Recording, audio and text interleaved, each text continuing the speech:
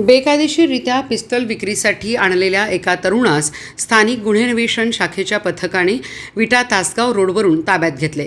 त्याच्याकडून 4 पिस्तल, 4 जिवंत काडतुसे आणि मोटरसायकल असा एकूण 2,67,400 रुपयांचा मुद्देमाल जप्त केला। धीरज सतीश चव्हाण वर्ष 21 राहणार पारे रोड, बजरंगनगर, विटा, तालुका खानापूर असे ताब्यात घेतलेल्याचे नाव आहे। सांगली जिल्ह्याचे पोलीस अधीक्षक तुषार दोशी आणि अपर पोलीस अधीक्षक कल्पना बारावकर यांनी जिल्ह्यातील अवैध शस्त्र बाळगणाऱ्यावर कठोर कारवाई करण्याच्या सूचना दिल्या होत्या।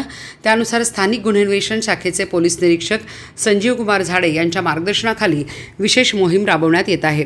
या मोहिमेदरम्यान पोलीस उपनिरीक्षक महादेव पवार यांच्या पथकातील police head constable Suryakant Salunkhe आणि पोलीस कॉन्स्टेबल सुनील जाधव यांना गोपनीय माहिती मिळाली होती की एक इसम पिस्टल विक्रीसाठी विटा तासगाव रोडवरील श्री मंगल कार्यालय परिसरात येणार आहे। माहितीनुसार पथकाने सापळा रचून संशयिताला ताब्यात घेतले। चौकशीत त्याने आपले नाव धीरज सतीश चव्हाण असे सांगितले। त्याची पंचासमक्ष झडती घेतली असता त्याच्या पाठीवरील सॅकमध्ये 4 पिस्तल तर पॅन्टच्या खिशात 4 जिवंत काडतुसे आढळून आली। सदर अग्निशस्त्राबाबत कोणताही कायदेशीर परवाना नसल्याचे आरोपीने कबूल केले।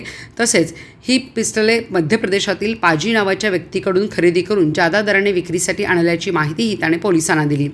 पोलिसांनी आरोपीकडील 4 अग्निशस्त्रे, 4 जिवंत काडतुसे आणि मोटरसायकल जप्त केली असून त्याच्याविरुद्ध विटा पोलीस ठाण्यात भारतीय शस्त्र अधिनियमांतर्गत गुन्हा दाखल करण्यात आला आहे। पुढील तपास विटा पोलीस करीत आहेत। जिल्ह्यात अवैध अग्निशस्त्रे आणि शरीराविरुद्धचे गुन्हे करणाऱ्या विरोधात अशी कारवाई यापुढेही सुरू राहणार असल्याचे पोलीस निरीक्षक संजीव झाडे यांनी सांगितले।